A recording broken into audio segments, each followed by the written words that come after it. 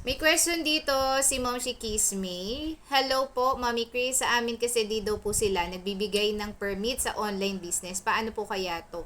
Sana masagot. Salamat, Mami. So, ang tinutukoy niya dito is yung business permit or yung mayor's permit. So, okay nga yun eh. It means, hindi mo kailangan mag-secure niyan kasi mahal din pong mag-renew ng mayor's permit or business permit every year.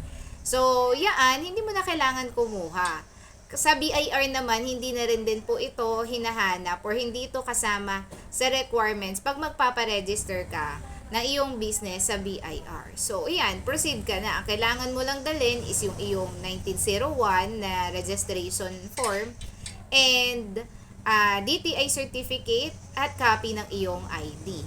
So, yun lang, Ma'am Si. Makakapag-register ka na ng iyong business sa BIR. Kung may mga questions, suggestion, and correction, i-comment nyo lang po dyan.